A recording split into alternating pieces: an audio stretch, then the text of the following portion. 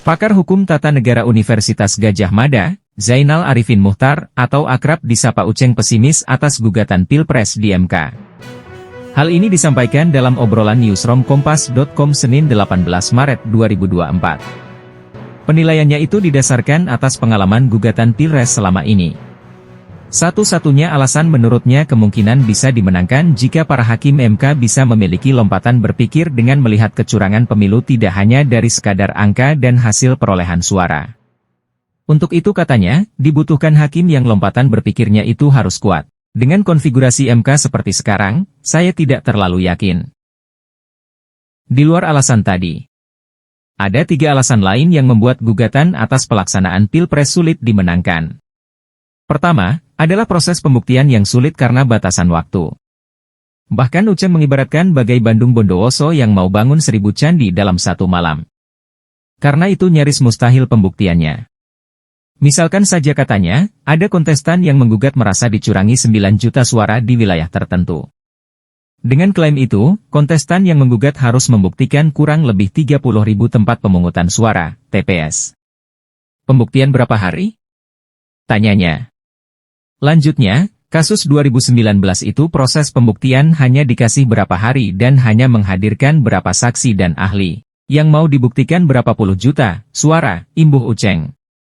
Kedua, logika hakim MK yang dinilai masih menitik beratkan kecurangan Pilpres dari perhitungan angka.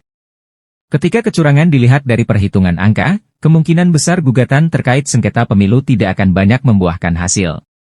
Misalnya, ketika salah satu kontestan mampu membuktikan kecurangan yang terjadi dengan sejumlah angka tertentu, tapi angka itu tidak mengubah hasil pemenangnya, maka tak akan ada perubahan apapun. Yang ketiga, belakangan dihadirkan TSM, kecurangan terstruktur, sistematis dan masif. Maka pengacara pasangan 02 akan menjawab, bawa ke Bawaslu, tutur dia. Menurut hemat kami, sesulit apapun maka baik pasangan 01 maupun 03 harus tetap mengajukan sengketa ke MK kecuali alasan yang diajukan bernilai mustahil pembuktiannya. Misalkan soal perhitungan jumlah perolehan suara. Sebab pertama persentase selisih sangat besar. Selama rekapitulasi berjenjang dilaksanakan, tak pernah terpublikasi mengenai selisih suara. Maka seperti yang dikatakan Uceng, para kandidat hanya bisa berharap pada lompatan berpikir hakim MK. Dalam konteks kesulitan di atas maka hak angket jadi alternatif pembuktian kecurangan Pilpres. Jika dapat dibuktikan kebenaran kecurangan dilakukan oleh Joko Widodo dan kecurangan itu menguntungkan pasangan 02 maka meskipun Prabowo Gibran telah dilantik tapi keabsahan kepimpinan mereka sangat beralasan secara hukum dan politik untuk disoal. Di akhir video, kami hendak menyampaikan disclaimer bahwa, konten kali ini tidak menyoal mengenai kemenangan siapapun melainkan menanti pembuktian dugaan kecurangan pemilu.